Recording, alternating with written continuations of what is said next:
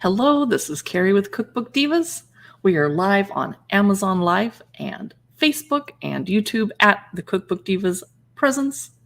And today we're going to talk about the 6 newest cookbooks that I have. I think one of them is from the library and the rest were gifts from the publisher, hoping that I would look through them with you. I do get a small affiliate commission if you click through on Amazon and purchase the cookbooks. I'm going to start off with Happy Autumn. Are we getting ready for Thanksgiving? Are we trying to figure out what we are going to cook? I just read an article about cookbooks that pointed out that most people don't actually cook out of your cookbooks. I don't either. I read them, I flip through the pages, I look at the pictures, I get ideas, but then if I have to make something, I go Google it. Oh, well, it's not just me. So I have new cookbooks today, but let's start off. I wanted to mention that I'm using a Logitech Brio 4K webcam to talk to you today. I had to upgrade my desktop and my laptop a little bit in order to be able to use it. And I'm using a Blue Yeti USB podcaster microphone. It is right here. It's technically supposed to be right in front of my face, but I don't like it showing on camera. So I'll just talk a little bit louder if you don't mind. And my new backdrop is my current favorite. It is a bookcase backdrop. It is vinyl, plasticky. I feel like it doesn't look very wrinkled, even though it is, and I could steam it out if I wanted to. And my favorite color is teal, so I love how many teal books show up in the pictures. And I wanted to chat really quickly as people are showing up for the show before I talk about the first cookbooks. The candles that I'm burning right now this week are DW Home soy candles. This one is maple pumpkin, and I want to show you the wick. This is way too long. I should not light it in this condition. If I light it, it'll get all smoky and burn messily and sooty and not be very clean burning. So I trim them down. In fact, let me do that right now while I'm thinking about it. There's a reason I keep scissors right here. I'm going to carefully put this wick trimmings in a little trash bag that I keep next to the computer. There we go. And now, nope, a little bit too long. This candle will burn up to 50 hours if I keep the wicks neatly trimmed before I relight it every time. And of course, you don't burn these candles longer than about 3 hours at a time or near children or pets where they can get to them. And you're supposed to burn them within sight. I love this because it's maple pumpkin. It's a little bit vanilla-y. I normally don't care for vanilla scents, but I like this one. It's warm and rich and a little bit sweet smelling. But it doesn't smell like a maple bar because I couldn't smell maple bar donuts all day. It would drive me crazy because I would want to eat one. The other candle that I'm burning lately, before we get on to talking about our cookbooks, I'm waiting for the audience to show up. Oh, hello. I have someone chatting already in the comments. Excited. So many new cookbooks out. Yes, I'm glad to have you here. This is a DW Home chocolate pumpkin and sea salt. My goal is to burn it up before Christmas because it doesn't smell very Christmassy at all. It's perfect for autumn. It's a soft chocolate smell with a little bit of salt hint. Love it. We'll chat about that other candle later. Let me just finish getting my candle trimmings out of the way. Okay, we're going to start with Bliss on Toast, which is by Prue Leith. You know where we've seen Prue Leith before. Great British Baking Show. She came out with this cute little cookbook. I had to purchase this one. I didn't get this one for free, darn it. 75 simple recipes, and I have not looked through this. I just did a quick cookbook flip through as we do over on Instagram and on our YouTube shorts. We kind of do this just to get an idea of what it looks like inside. But now we'll take a closer look. Let me grab my reading glasses. Gina, hello. I wasn't looking at my screen over there. I was looking at my YouTube people. Hey, sorry. Hello, Gina. Nice to see you on the stream. I'm doing a little brief one because I only have 6 cookbooks. And then later today, I'm going to be talking about Christmas kind of romancy books. I don't normally read romances. It's not my style. But Christmas books are a different story. And most Christmas books are romances, apparently, of the non-Christian variety. There's lots of Christmas books about religious stuff. All right, Gina is in the house. When are you streaming next? Drop your link. So this is Prue Leith's Bliss on Toast. And it starts off very colorful. And I am a person, if I could eat breakfast for dinner every night, I would, and get away with it. And toast is a big part of my breakfast. I have toast every day. Love it, love it. So this is Bloomsbury Publishing. It just came out. Table of contents, cheese and eggs, vegetarian and vegan. That's my chapter. Woo!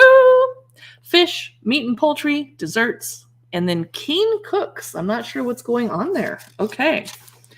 I don't usually read the introduction before we look through a cookbook. I think I need to start doing that. But to be honest, there's hundreds of cookbooks that come out between September 15 and November 1st. We fell behind and we're just busy. I'd rather just have time to quickly show you quick bits than be like the expert on the introduction of every cookbook. So we haven't been taking the time to read them. First chapter, cheese and eggs. Oh, gorgeous photo. Now I'm hungry. Brie and blackberries with chili sauce on rye. Now I actually have rye bread in the house right now. I bought some last week and my boyfriend doesn't care for it, so it's all mine. But I don't have blackberries because there's snow outside my window. Blackberry season's over. Welsh rarebit with crisp bacon on multigrain. And I never know what rarebit means, and I see the word and I'm like, rabbit? No, not rabbit, rarebit. Okay, bacon, oil, butter, flour, milk, sharp cheddar cheese, Dijon mustard, and multigrain bread. Okay. So rarebit must mean bacon with cheese. Spicy esme salad with fried egg on country bread. I don't know what esme is. Did I pronounce that right? E-Z-M-E? This is a brilliant and unusual light lunch, she writes. The Turkish salad should be cold and the fried egg hot. A surprising and delicious combo. Okay. And the salad uses sumac, a small onion, bell pepper, red, which I don't care for, English cucumber, red pepper flakes, olive oil, vinegar, molasses, and pepper. Broccolini and egg with romesco on sourdough. So basically all the people that have been laughing at millennials for being hipsters that like avocado toast. Well, Pruleith is old and she's like, hey, let's do it. I'll show you avocado toast. And she just improved on everything here. Nice. And when I said she's old, I mean in the most loving manner. She's a very experienced cook. Figs, blue cheese, thyme, and honey on crusty white. Are you loving the photography in this cookbook? It is very well done. They did a great job. I bet they had fun looking for the little plates for each photo and shopping for them. Poached eggs, harissa, butter on multigrain toast. And in my house, we use mostly multigrain, the occasional sourdough. We almost never have buttermilk or white bread. It's not healthy enough. And then I do a dark rye myself. Here's duck egg, rainbow chard with Dijon butter on multigrain. I don't have anywhere to get duck eggs right now unless I went to the lake that's across the street and hunted down a duck right now, which I would not do. Bubble and squeak with hollandaise on fried bread. I love that British people call mac and cheese bubble and squeak. That's way more fun than just macaroni and cheese. Those of you just joining us, we're looking through the brand new cookbook, Bliss on Toast by Prue Leith. We're still in the cheese and eggs chapter. I better start skipping ahead, but I want to show you the fried halloumi in pita pockets. I had to personally stop buying halloumi because I kept forgetting about it in the cheese drawer and forgetting to fry it, and then it would go bad. Oh, what a waste.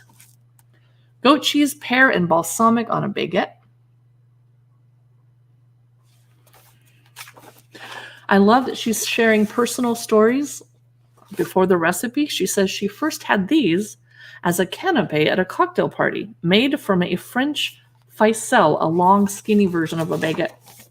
Now we're in the vegetarian and vegan chapter. I'm very curious to see what she's putting on toast. Aha! Tomatoes with English pesto on toasted focaccia. Does she make you bake the focaccia yourself, or does she let you buy it? She lets you buy it. Yay! I don't have that much time. Roasted butternut with pear on a toasted oatmeal bread. Vegan and gluten-free and vegetarian. Nice. Grilled zucchini with cashew pesto on rye. I think I would just eat the rye as toast and eat the zucchini separately, but that's just me. I don't know what you guys think. I would just deconstruct it or just never construct it to begin with. Balsamic eggplant with pumpkin seeds on chili bread. That sounds good. Next up, falafel, edamame, and roasted red pepper hummus on flatbread. Let's skip ahead. Fingerling, potatoes, nasturtium, and garlic mayo on oatmeal bread. So I grow nasturtium in my garden in the summer.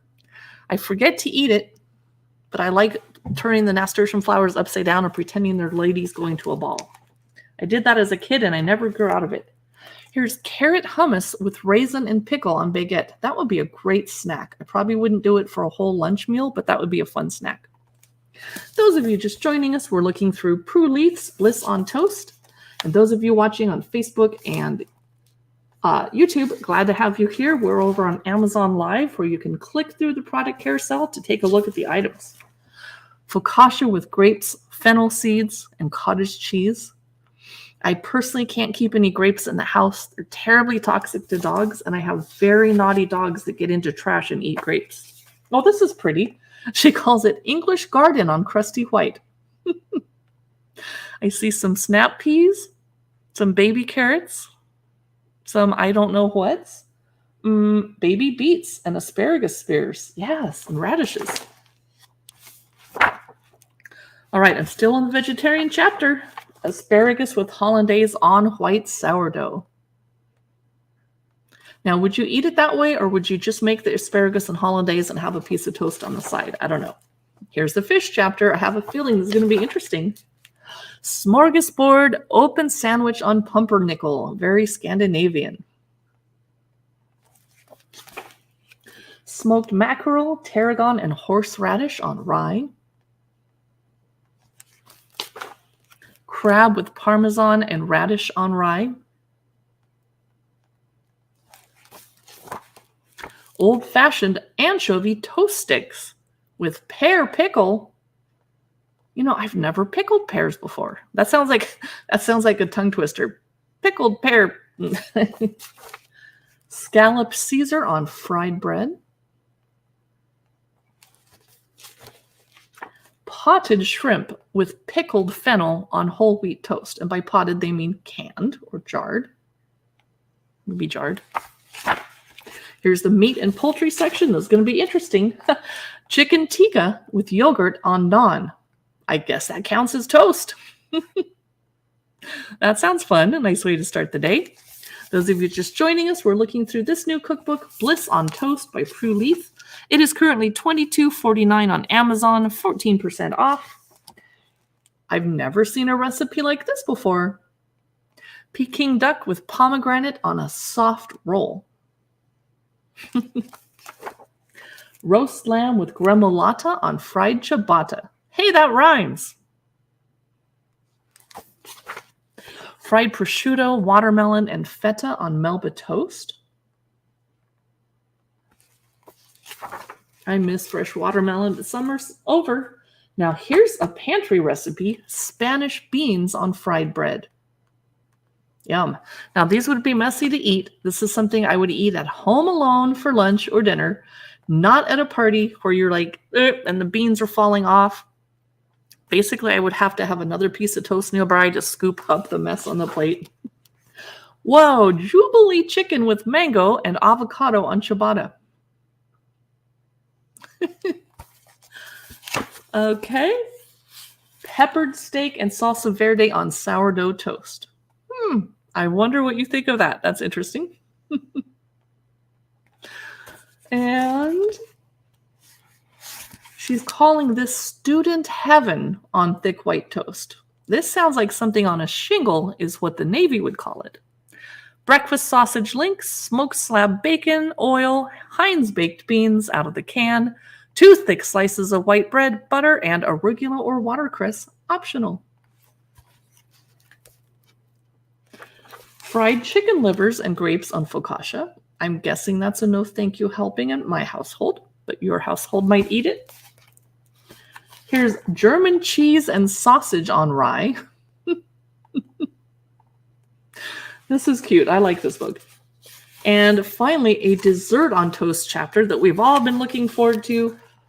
Baked apple with mincemeat on a tea cake. Interesting. She mentions that mincemeat is a jam-like preserve of dried fruits, spice, and brandy. Greek yogurt, mixed berries, and honey on a waffle. Apricots, almonds, and Devonshire clotted cream on an English muffin. Fried Christmas pudding, brandy cream, and blackberries. There's those blackberries again. Bananas and ice cream with brandy syrup on panettone. Now that is a dessert on toast that I would love to eat. Let's look at the chapter. Oh, a whole bunch of different breads she's talking about. And that is the end of Bliss on Toast. Let me know if you had any questions about this book.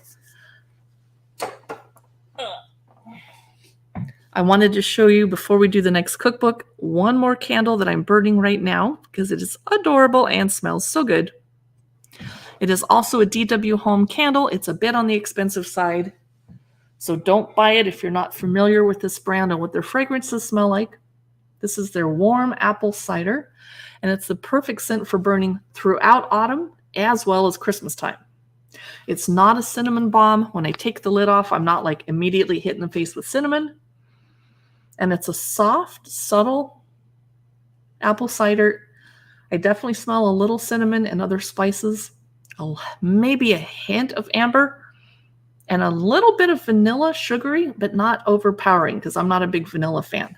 I love that this looks like a Starbucks Frappuccino, and I would honestly gift this to a lot of people that I know this holiday season, but it's $36. It's going to burn for a long time. Carrie, return. Not only you, it happened on my end too. Hi, Johnny. What happened on your end? Are you talking about the follow button? I was able to find follow buttons on some live streamers, but not on all of them. Amazon's having a few glitches today.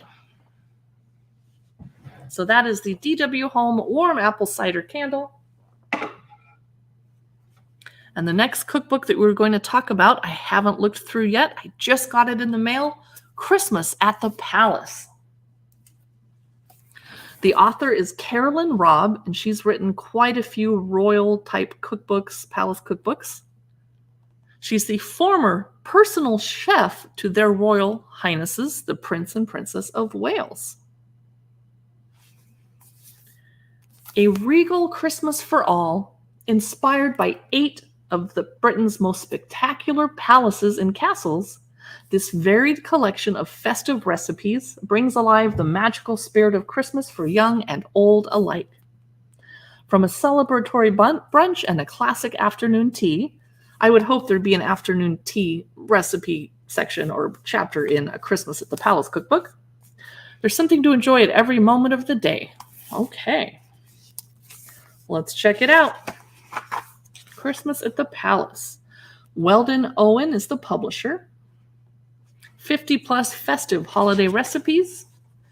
Okay, introduction. We start off with breakfast and brunch at Sandringham House. I'm hopefully going to pronounce these palaces correctly. Hey, Eric. Eric says, thank you for showing these. Glad to have you on board. Eric, we're over on Amazon Live. Feel free to join us or stay put on YouTube. It's up to you. The next place we'll go is Windsor Castle for children's treats. Then we'll head over to Edinburgh Castle, which she spells with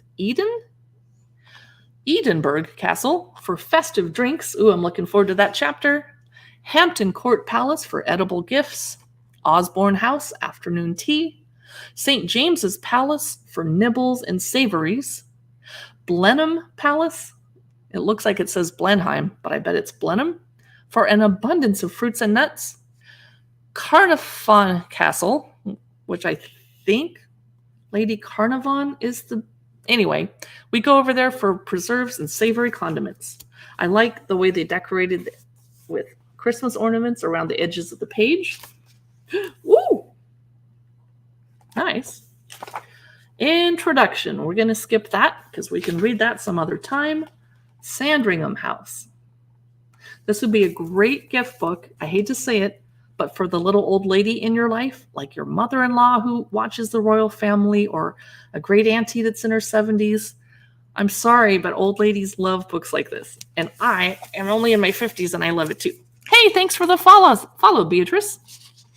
So I don't have a follow button, Johnny? Somehow I must, because Beatrice was able to follow. I'm so glad. Breakfast and brunch. First recipe of the book. A mini chocolate and cherry panettone. Well, that's festive, and it's kind of Italian inspired. Next, she has a chef's note. I always love when they add little tips. Next, she mentions ricotta pancakes with warm blackberries and caramelized walnuts. I'm not sure where you're supposed to get blackberries in England in winter, but here's the beautiful photograph of it. I guess they fly them in or something. Spiced cranberry and orange granola. Now, I don't personally make my own granola. I don't know about you guys. Johnny says, you had the button, Rome does not. Oh, man, what a day. You know, when Amazon has glitches like this, somebody reminded me, it might have been Ryan this morning. It means Amazon's working on their platform and making it better. So we'll probably have some exciting new changes tomorrow to put up with all the glitches today. Look at this beautiful photography. Scrambled egg and smoked salmon parcels. Beautiful plating. I bet they had to wipe the plate with a cloth. I never bothered to do that, and I should. It would be prettier presentation. Stacked turkey and smoked ham sandwich with cranberry sauce, but there's no picture. Tomato and goat cheese mini frittatas with crushed avocado, no picture. Now we move on to Windsor Castle. Children's treats. She says Christmas is an enchanting time of year for the children, but little ones haven't always been at the heart of the festivities. We have Prince Albert to thank for bringing some of today's best-loved Christmas traditions to Britain. He was intent on making it a magical time for children. Yes. Oh, these are cute. Gingerbread man wreaths. That's adorable. Eric says, love the bookshelf. It's so pretty. Thank you. Yeah, it's completely vinyl backdrop. It is fake because behind me is a boring blue wall. And I thought it'd be more interesting to see a bunch of books when I'm talking about books. So thank you. Lemon Star Christmas tree. Oh, there is a picture. Oh, that's so pretty. Lemon Star Christmas tree. Sugar mice. I definitely remember reading in lots of children's books about sugar mice. That must be a tradition. And I remember going to Edinburgh as a tourist when I was 18. And we were in the middle. We went out to the suburbs to some little cute town. And the bell rang at 3 p.m. and the school children in their little uniforms got out of school. And they ran into the candy shop that we happened to be standing in because my dad loves candy. And they were buying like penny candy. And there were sugar mice all over the display, but the kids didn't buy them. But it was a memory that I had. Meringue snowflakes. Ooh, pretty. Seems like that would take a lot of piping hand control. A lot of work. So festive. Marshmallow snowman. I didn't expect this book to be so creative and have so many cute projects. I thought it was just going to be some recipes for traditional British Christmas foods. Those of you just joining us, we're looking through Christmas at the Palace, a cookbook by Carolyn Robb. I haven't looked through it yet until right now with you guys.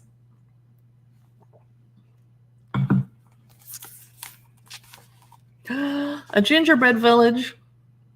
Now raise your hand if you cheat and buy pre-made gingerbread kits.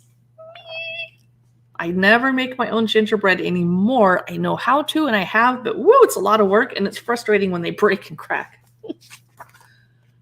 Mini gingerbread village, and she gives you the templates that you could scan in and blow up and print out and use. Now we go to Edinburgh Castle. Those of you just joining us, we're looking through Christmas at the Palace. Scotch coffee. I bet that sounds pretty good to you coffee and alcohol drinkers. What is the, Drambuie. Drambuie. How do you say that? Drambuie. She has a recipe for a minted berry cordial, a Dom Pedro, warm spiced apple and pomegranate juice. I would serve it hot, not warm, but I like really hot drinks. Bailey's hot chocolate with the marshmallow snowman. Cute. The photography in this book is so good. Wild strawberry and red currant champagne cocktail, but no picture. We're moving on to Hampton Court Palace for edible gifts. Oh, this will be fun. White chocolate, raspberry, and macadamia fudge. Bramble vodka. Yes, please. Please make me some vodka for Christmas. A spiced nut mix. I don't feel like that's very special to give as a gift because nowadays we all go to Costco and buy spiced nuts and they're delicious.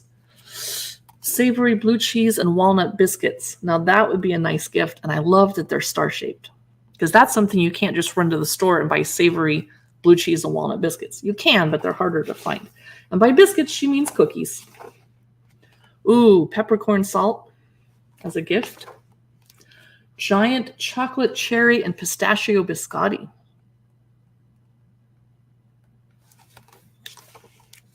Osborne House. Afternoon tea. This will be fun. Here is a gorgeous dessert. I'll let you stare at that for a second. Winterberry and walnut Victoria sandwich. So pretty.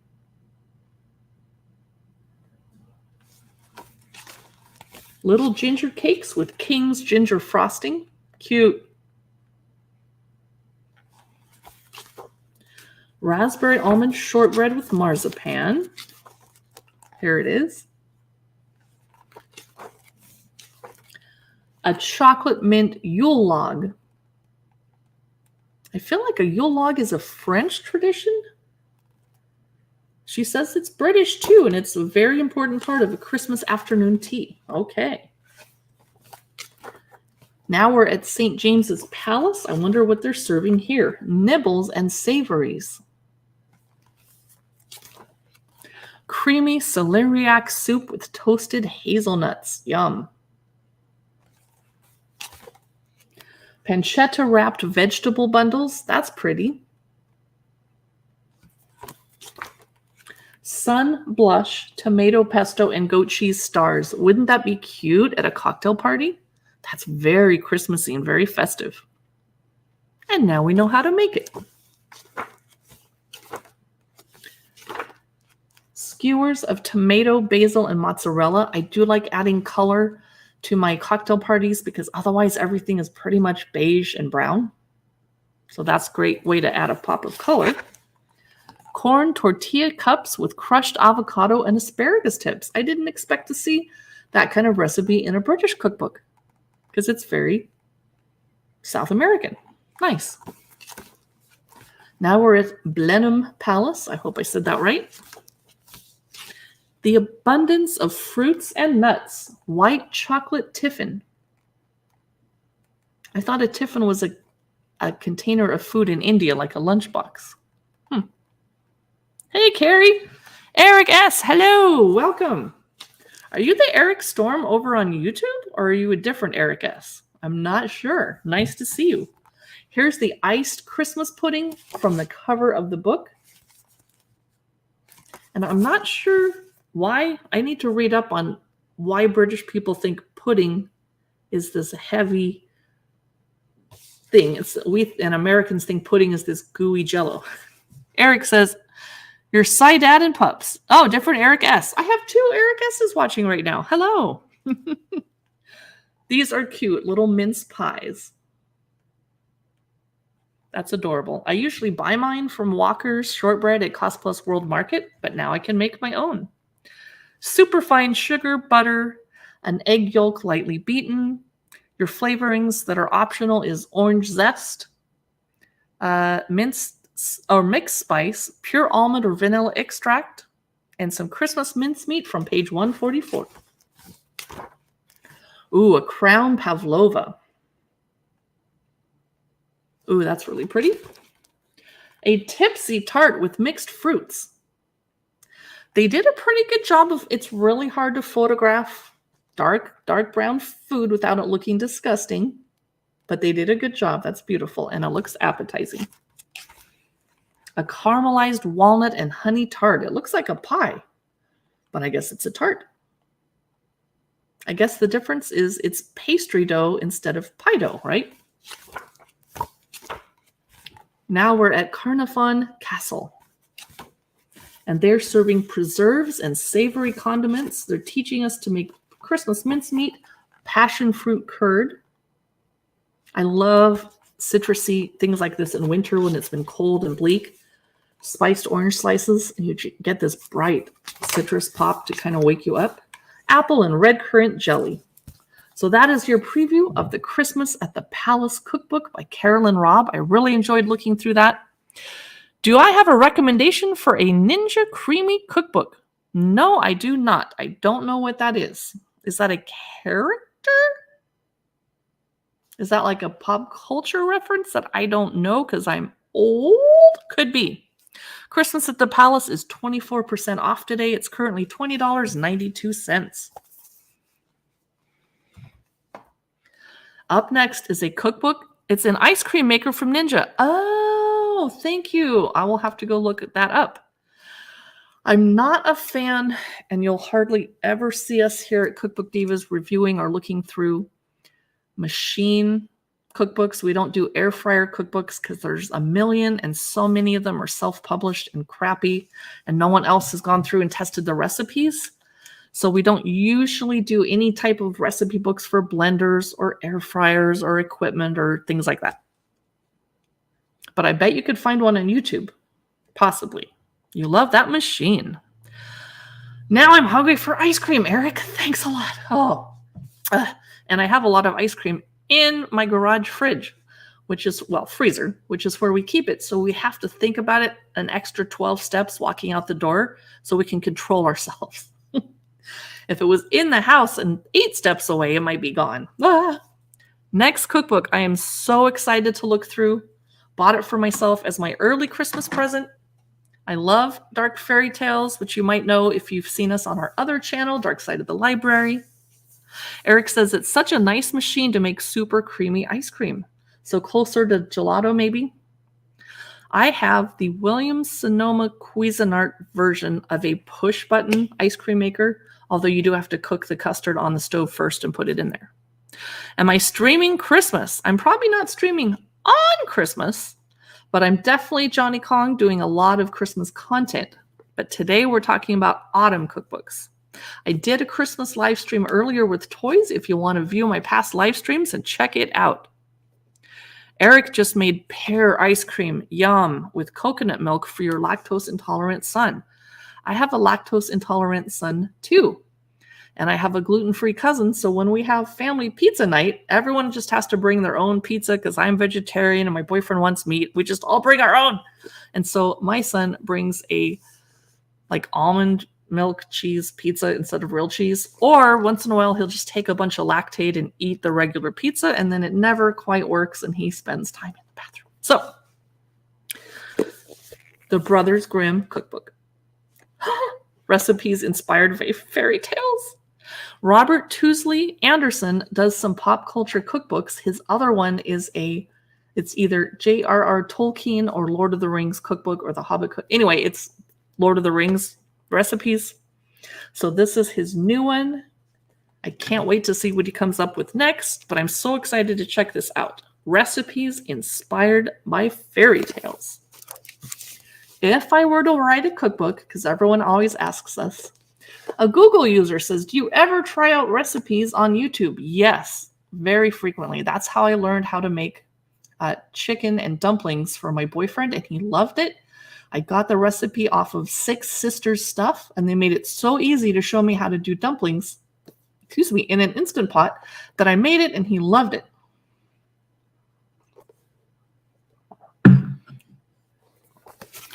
Eric, what kind of pears did you use for pear ice cream? Did you use fresh and cut it up, or was the texture better from canned? I'm very curious.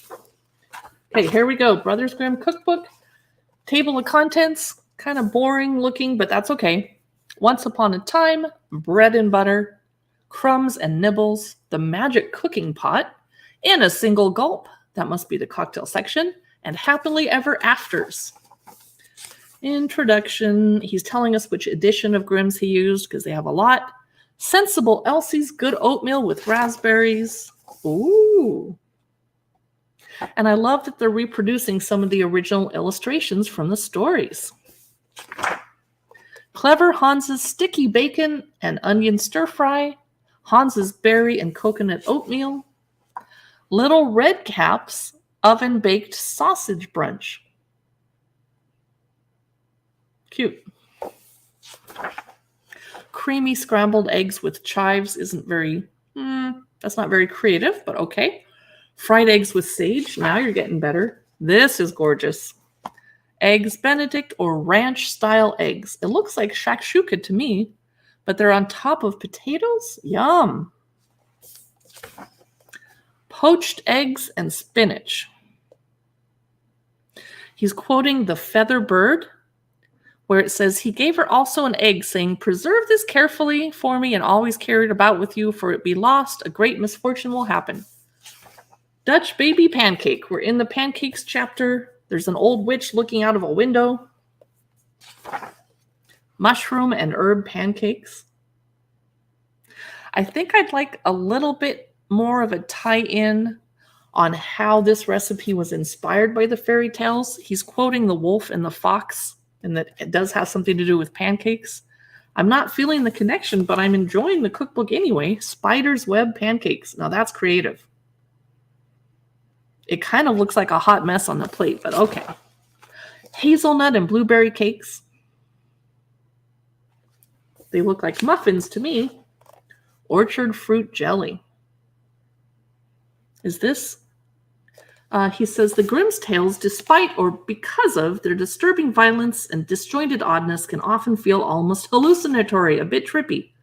This is certainly the case with one of the longer of the tales, The Girl with No Hands. The plot is a complex one, a quilted patchwork of fairy tale tropes, but it's essentially a love story between a miller's daughter, the girl of the title, and a king, and the trials and separations they must go through before reaching their happily ever after. He's telling the story of how this girl's walking through an orchard. She's desperately hungry, but she can't reach the orchard because it's protected by a moat. So she kneels to pray for help, and an angel arrives and empties the moat. She enters the orchard and eats a single pear from the tree using only her mouth. A gardener witnesses her theft, and the following night, when the girl comes to eat another pear, the king too comes to spy on her and promptly falls in love with her. So this explains why he'd put this jelly recipe in the cookbook. That's pretty cool. Those of you just joining us, we're looking through the Brothers Grimm cookbook. Magic pear and walnut squares, the miller's wife's herbed apple compote. I wish there were more pictures. Here's an entire 2 pages called In the Fairy Tale Kitchen. Now we're in the bread and butter chapter, stocks and gravies, sausage gravy, fish stock, beer and onion gravy. We're in the bread chapter. He's teaching us how to make brioche and easy cornbread. I was so disappointed yesterday. I made banana bread, like a coffee loaf shape, from a box mix instead of from fresh. I'm sorry, I was busy working, and I didn't read the ingredients, and I took 2 beautiful bites, and my tongue started hurting. It had cinnamon in it. So my boyfriend was like, I get the whole loaf. So I'm going to bake myself some cornbread today after work because I'm hungry for something baked that tastes delicious. Classic pretzels. Not sure how those tie into the Grimm fairy tales. He doesn't explain. Okay. But it's something they would have eaten in Germany where the tales were written. Brandy butter and cinnamon butter. Almond milk, chilled vanilla milk. Here's an entire couple pages called Don't Tell the Children. The title of the Grimm's Brothers fairy tales used to be Children's and Household Tales, and it was the first 86 stories they published in 1812. Crumbs and Nibbles, Rapunzel's Mother's Salad. Here it is. Her mother was craving a certain type of leaf from the garden next door that was called Rapunzel. The Robber Bride's Lentil and Sardine Salad. Now we're in the cheese chapter. Potted cheese, soft cheese dip, beery cheese fondue. Yes, please. Johnny says, made cornbread next week in your stream. Oh, Johnny, it's so hard to do kitchen live streams. That's why Christina Nietzsche is so amazing. It's so hard to live stream in your kitchen by yourself, too. Whew. There isn't someone else to hold the camera and adjust the lighting. One of these days, Katie's going to drive out here and visit me. She's the other person on Cookbook Divas, and she runs the Dark Side of the Library channel. And she'll come out, and then she'll help me, and we'll do a kitchen stream together. Baked brie with maple syrup. This would be a wonderful appetizer in autumn. Eric, have you done the Bliss on Toast already? Yes, you'll be able to go back when I'm done recording. You'll be able to rewind and go look through my look-through about Bliss on Toast. I think I spent about 10 minutes looking through it. Yes, welcome back. Ash cakes. These were inspired by Cinderella, who is also known as Aschenputtel. Oh, look at these beautiful flower garden sandwiches. Those are so pretty. Johnny says, yes, it's hard. We need more experience. Is Eric S. on YouTube? Oh, it's a different Eric. It's Eric Storm over on YouTube. Here's a chicken and corn chowder. This is what I would serve someone if they have been out sledding or skiing or shoveling snow, just really hearty and warming. That looks so good. Pea and lentil soup with crispy cured ham. Another good hot filling soup for a cold winter's day. And here is stuffed mussels, inspired by the story The White Snake.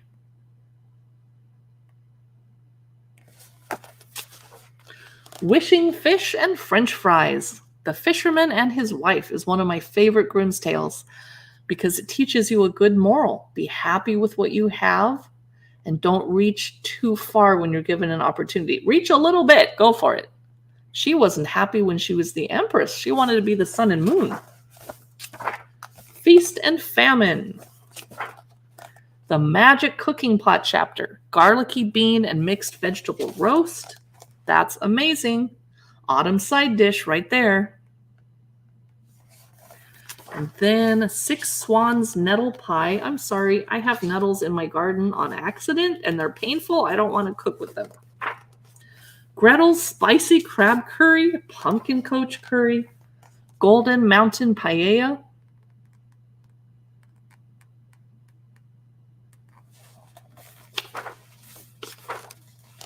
Fennel and red cabbage slaw. I knew we'd see some cabbage in here. There's lots of cabbage in German recipes. Oh, what's this pretty dish? Briar roses, otherwise known as Sleeping Beauty, garlic butter stuffed chicken. What are you guys most tempted to cook today after you saw this cookbook? Here's potato dauphinoise, a French-inspired dish with potatoes, nutmeg, garlic clove crushed, heavy cream, an entire cup, and Gruyere or cheddar cheese, salt, and black pepper. Yum. So how's that different than a gratin? It sounds like a potato gratin. Maybe it's the way the potatoes are sliced. I'm not sure. Potato skins with guacamole. Okay, how do you hook this to a fairy tale? Those of you just joining us, we're looking through the Brothers Grimm cookbook. He doesn't say. That doesn't seem connected to any fairy tale that I know of. Dorothea Wiemann's roast goose. They collected some 40 of their tales from a German woman named Dorothea Wiemann, a tailor's widow, where she supported her family by growing vegetables. There's her roast goose. And let's jump ahead. Cabbages and cows in a single gulp. Here's the drink chapter. A Grimm gin cocktail. Is it happy hour yet? Nope. Sadly, it's about 3 hours away from happy hour. Darn it. Bearskin's Glühwein. Glühwein. Glühwein? I think the letter W is always V in German, right? Eric would know. Okay, vivid symbols. Happily ever afters. The dessert chapter. Whose are these? Snow White's red and white Linzer cookies. Aww, how cute are those? So that is your preview of the Brothers Grimm cookbook. Click on the link down below in the Amazon carousel to check it out. It is $19.79 today on Amazon. For those of you that like hardcover books, I'm sure the Kindle version is way less expensive. We have 2 more cookbooks to look through today. I am very excited because so many cookbook reviewers, the type that actually read through the cookbook and cook all the recipes, unlike me, I flip through. Everyone is raving about Ina Garten, the Barefoot Contessa's new cookbook. Go-to dinners. Yes, please. Yes. Please make dinner making easier, especially after a long day of live streaming. Johnny says, I was explaining to him someone renamed Utechpia with their name and he doesn't mind at all. Wow. How did that happen? That's funny. Oh, over on Twitter? I'm not sure. Remember early stream with Ryan, remind where you can't steal the name and he doesn't know why you were joking. We know you were joking, Johnny. We know you were joking. So here's Go-To Dinners by Ina Garten. This came out just in time for fall. I love all of her cookbooks. I have them all. I can't say that I cook out of them though because I learned so much from her show. I would rather watch her show how to make a recipe. So I go back and look for it sometimes on YouTube. And I especially love her cream of mushroom soup recipe. So I go watch the video and then make it. I don't usually cook out of her cookbook, but I love looking through them. So I own them all. Oh, on Amazon username. Oh, Johnny. Okay. Her regular photographer, Quentin, took the photos for this book too. Drinks and Apps, Breakfast for Dinner. I was just talking about Breakfast for Dinner when we were looking through the Bliss on Toast book. Perfect. Nice. Drinks and Apps, Breakfast for Dinner, Light Dinners. That's perfect. My boyfriend would prefer to have a giant breakfast and then a light lunch and light dinner. I like a heavy dinner, but that's because I'm a night owl and I stay up late. My boyfriend goes to bed at 8:30 or 9, so he doesn't want to have dinner at 7:30 or 8. Vegetables and sides, and then desserts. Let's take a look. Oh, nice. Asparagus. Introduction. I love you. Come for dinner. Isn't that the invitation we all want to hear? It promises an evening of good food, warm conversations, and the chance to share our lives with family and close friends. But to me, come for dinner is more than just an invitation to a meal. It's a celebration of community. Dinner nourishes our body, but it's the connection with people we love that nourishes our souls, and that's what I actually crave the most. Oh, nice. Ooh, pie. She's talking about the pandemic and how it affected her, and she got the inspiration for this book during the pandemic and had the time to write it.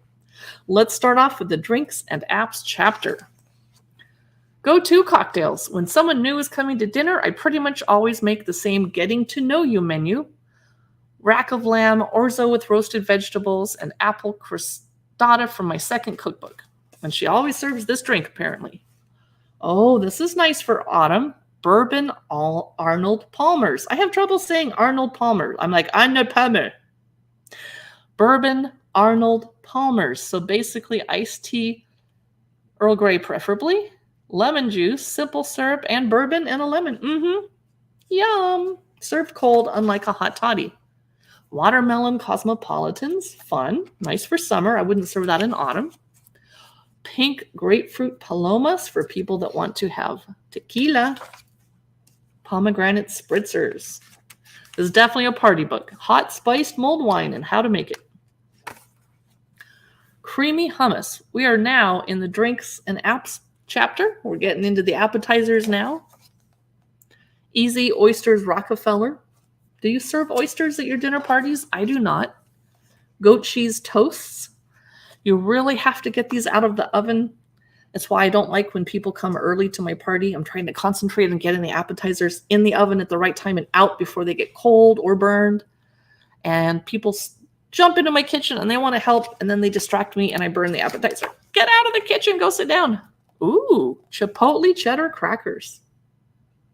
Yum. Those of you just joining us on Amazon Live, we're looking through Ina Garten's Go-To Dinners, her newest cookbook. I'm so glad I own it.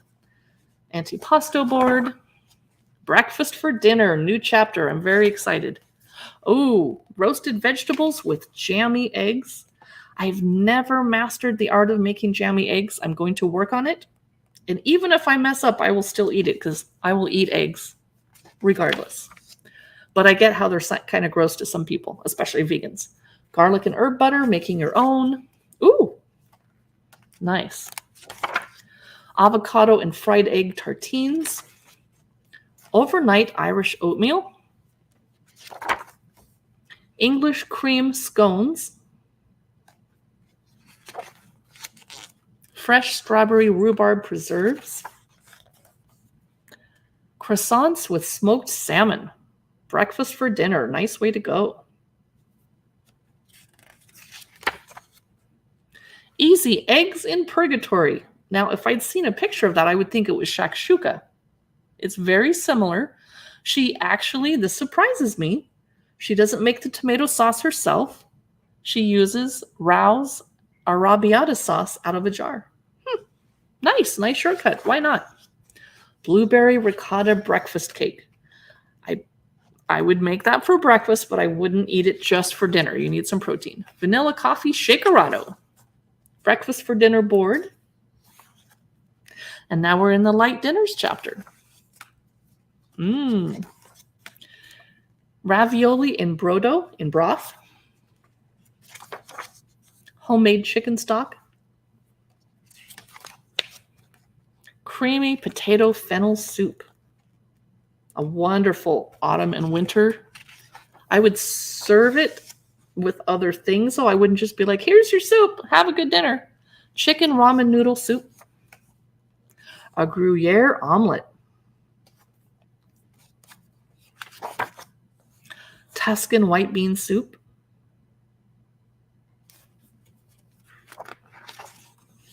Winter greens with Stilton and hazelnuts. A Greek orzo salad that she's very fond of making. Let's jump ahead to the heavier dinners. Oh, we're still in light dinners. Potato salad a la Julia Child. A plowman's lunch. Family dinners. Here comes the big portions. Woo! Okay, ready? She says, prep ahead. You're not kidding. Roast chicken with spring vegetables. Possibly a nice Easter dinner. Chicken in a pot with orzo. Creamy chicken thighs with lemon and thyme. Rosemary roasted pork tenderloins. Veal meatballs. Let me know if I'm going too fast. Summer skillet with clams, sausage, and corn. Ooh. I see a fish fry. Oven roasted southern shrimp boil. Excuse me, it's a fish boil. Salmon teriyaki and broccolini. This is something we eat a lot of in Seattle. Not me because I'm a vegetarian, but all of my friends have salmon, teriyaki, and broccoli and rice. A couple nights a week for sure. One pot oven risotto. I love one pot dishes. Thank you for that, Barefoot Contessa. Weeknight spaghettoni with tomatoes and pancetta. So you can easily keep these recipes vegetarian. Just omit the pancetta. Orange marmalade glazed ham. Vegetables and sides. Here we go. This will be our Thanksgiving chapter. Oh, look at that beautiful squash. I'm someone who doesn't care for squash, but I will eat it. And if I'm going to eat it, it better look like this. Will I update my Amazon username? No, but I was laughing, Johnny, because Rome forgot that I'm Cookbook Divas, and he started calling me Travel Divas. And I was teasing him that I might actually change my name to Travel Divas. Balsamic roasted baby peppers. Slow roasted tomatoes with fennel. Fennel is giving it a more autumnal feel than summer. Oh, I see some roasted squash. Glazed sweet potatoes. You know, again, if I have to eat squash, it better have something sugary on it. I'm guessing they're using balsamic vinegar. Brown butter skillet cornbread. That's fun, and I just bought a new skillet. Parmesan polenta. Yum. Polenta is not something I think to serve. It just doesn't occur to me. Garlic roasted haricot verts. French green beans. Buttermilk biscuits. That would smell so good baking in the oven. A dark chocolate tart. We are in the dessert chapter now. Vanilla pound cake. Simple but delicious. I would probably serve it with raspberries. Baileys and cream. Ice cream. Rum raisin ricotta ice cream. Here you go, Eric. Ice creams. Ooh, a bourbon chocolate pecan pie. I make pecan pie, but only at Thanksgiving. And I definitely would like to switch it up and do bourbon, not just regular pecan pie. Beatty's chocolate cupcakes. I don't know who Beatty is. That is your preview of the new go-to dinners. Ina Garten cookbook, Barefoot Contessa. Love it. So glad I own it. Definitely going to cook out of this one, but I'll probably watch her videos about the recipes so I can see how she does it. Hope you enjoyed this cookbook look through. We have one more cookbook to look through. Our final one. What are you guys making for dinner tonight? Some of you are on the East Coast and you have about an hour or two to figure that out. Whereas it's 1:17 here. I got all day to figure out what I'm making for dinner. I think I'm making leftovers though. And I had mashed potatoes for lunch with salad to keep it healthy. So I probably can't have potatoes again. Ooh, pasta. I love carbs in winter. And I know it's autumn, but here there's snow on the ground, so I feel like it's winter. And it was 20 degrees last night outside my house. All right, our final book today. Serious New Cooks. The publisher was so excited to have me look through this book with you that they actually sent 2 free copies. That way Katie can have one too. You don't know yet. Here it's cloudy and 45. So I'm not sure why the authors, Leah Sue Quiroga and Cami Kim Lin, they are sisters. I'm not sure why they have serious in parentheses, so we're going to find out. Recipes, tips, and techniques. The publisher is Rizzoli. You know, Seattle's always cloudy or rainy at all times. Yes, except for our beautiful, beautiful summers. But our summer starts in July. It'll be 70 degrees in June, but raining constantly. And then July, August, September, beautiful. And usually in October, we're gardening in late October because it's still sunny and 68 degrees. Not this year. This year, okay, Serious New Cook. Why is that in parentheses? What's happening? Does it say on the back? Yes. This book is the essential and delicious roadmap you need. It's friendly, approachable, and perfectly ready to inspire new cooks to fall in love. Alice Waters. They got Alice Waters to talk about their cookbook. Wow, they're hooked up. Alice Waters doesn't have time to talk about just any old cookbook. Serious New Cook puts a chef and a teacher, sisters Leah Sue, former head chef from the renowned Chez Panisse in Berkeley. That's how they got Alice Waters to talk about their book. And Cami Kim Lin, a writer, award-winning teacher, and serious home cook, right beside you in the kitchen. Yes. They say, ever drool over a gorgeous cookbook only to assume you aren't skilled enough to cook such deliciousness? Yes, hand raise. Often. This book is for you. Written for new-ish cooks who are ready to seriously level up from basic beginners or kids' cookbooks. It's filled with exciting recipes for impressive, craveable food. You'll also find guest recipes from acclaimed chefs Alice Waters, Bryant Terry, Sean Sherman, who I've never heard of, and more. Okay, here we go. Rizzoli is the publisher. Thank you for the 2 free copies of this cookbook. They're dedicating it to Fina, Oscar, Noy, and Kai. I'm assuming that's their children. Here's the table of contents. Off to a great start. And then the first chapter is called Puff Daddies. Then Berry Compote. Oh, a great start is the first chapter. Second chapter is Mains. They're going to have some pot pie recipes, sushi recipes, breaded and pan-fried, flash-fried cutlets, skewered braised pork, and then Sweets and Treats finishes up the book with dessert cups, ice cream treats, crisps, and cobblers, cakes, and cold drinks. So basically, you got everything you're going to need. Oh, stunning photography. You know I'm picky about that. I need my good photos. Those of you just joining us, we're looking through Serious New Cook. The foreword is by Cal Peternell. Here's the introduction, coming of age with good food. Leah is the older sister. Here's how they got the idea for the book. Tips for using the book. Serious New Cook principles. 1, use good ingredients. 2, taste and adjust. Okay, I was just watching the new HBO Max cooking competition show.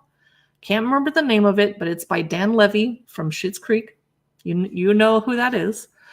And a lot of the cooks were not tasting the food before they served it to them. So somebody went home and somebody else almost went home because they didn't taste their food. Taste your food. Experiment number 3, share. Definitely cook for yourself. You're worth the effort, but also share. What you make doesn't have to be perfect to be appreciated. And then number 5, the Serious New Cook principle, have fun. Extra credit. This section contains all kinds of geeky extra info to help you master the recipes. They're talking about aioli, anchovies. This is basically the pantry chapter that most cookbooks have. Chocolate, folding, ginger, macerating, mandolins, matchstick cutting, etc., etc. Lots of tips. If you are a new cook, going to have to read this cover to cover. I am not, so I'm going to skip ahead. I'm not a new cook. I'm not a great cook, and that's because I'm a lazy, busy cook. I make other priorities other than cooking. But I do throw dinner parties, but I sometimes have to cheat and cater them. A great start. Classic Puff Daddy. That looks like a German pancake or a Dutch baby. Optional prep on the side. Very helpful tips. And they say how many people it serves, how to make it gluten-free, and what equipment it's going to take. Very nice. And I love that they have the chapter up at the top in a different color and step-by-step photos and thorough ingredients. Lots of tips on the side. This is great. Optional prep and tips for the caramelized apple Puff Daddy. So once you mastered the first, now they take you to the next level and do something a little bit harder and a little bit tastier. And then savory Puff Daddies. I love how they transition there.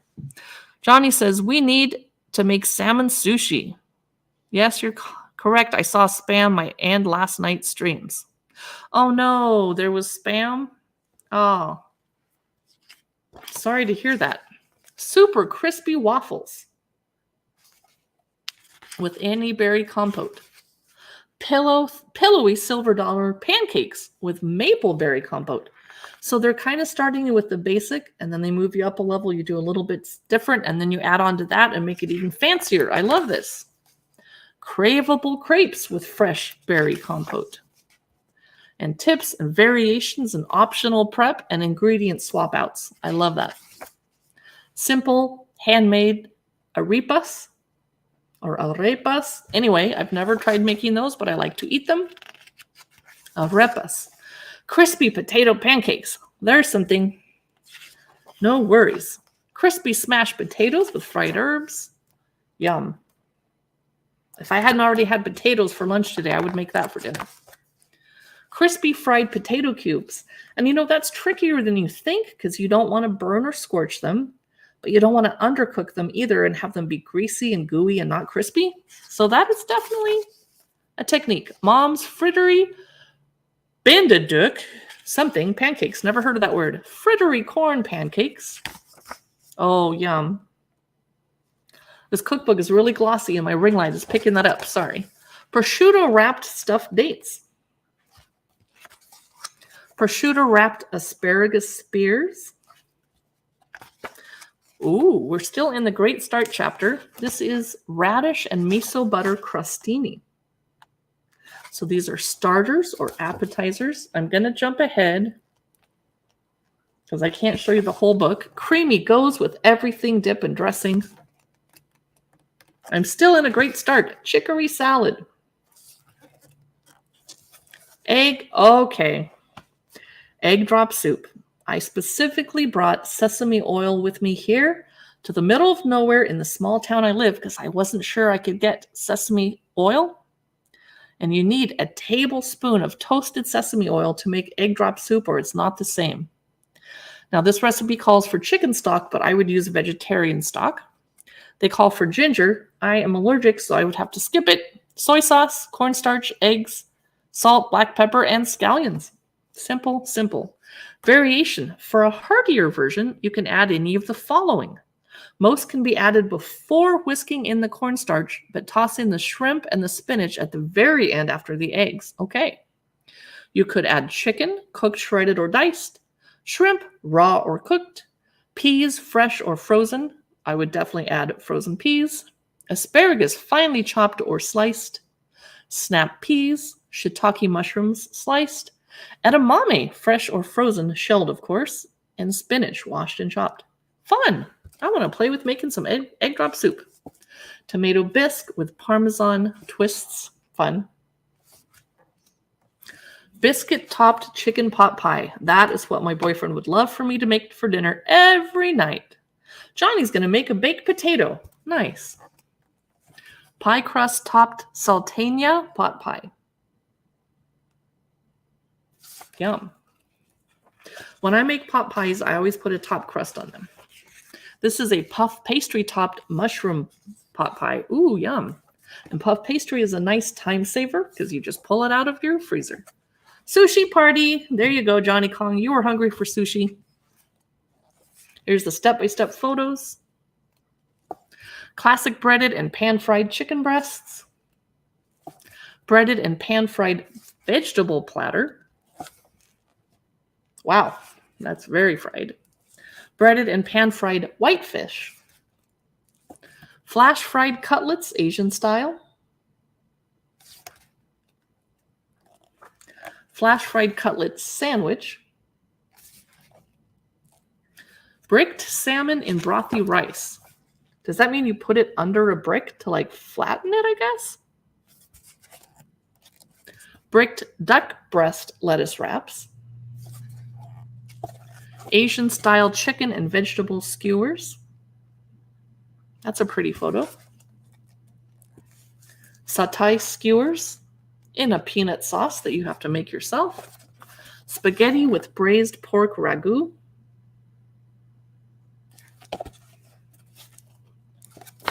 Bulgogi lettuce wraps. A nice simple dinner. And now we're on the sweets and treats chapter. Meyer lemon pudding cake cups. Yum. That looks good.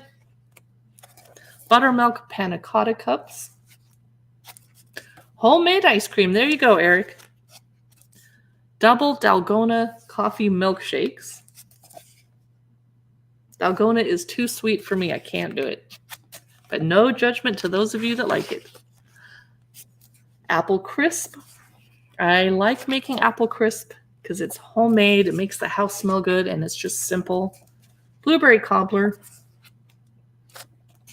Nectarine plum crisp. That's nice because the plum has one flavor and the nectarine gives it some sharp acidity. It's a good combo. Oh, these are so cute. What are they? What are they? Classic cupcakes. Well, they're so adorable. They're by a guest recipe by Claire. Tricolor matcha frappe. That's pretty. Grape tea slushy. So that is the dessert chapter, and that is your cookbook preview of Serious New Cook by a pair of sisters, Leah Sue Quiroga and Cami Kim Lin. Thank you for watching today through our cookbook look-throughs of my 6 newest cookbooks. I hope you enjoyed them. I will be revisiting them over on YouTube at the Cookbook Divas YouTube channel. I'll be going through them in more detail at some other time, possibly not today. I will be live streaming later today on Amazon Live talking about Christmas books, fiction, romances, and some light festive holiday reading. So come on back later on today if that is your thing. And if not, I'm not offended. I'll see you in somebody else's live stream. Thanks for watching. I'll see you later.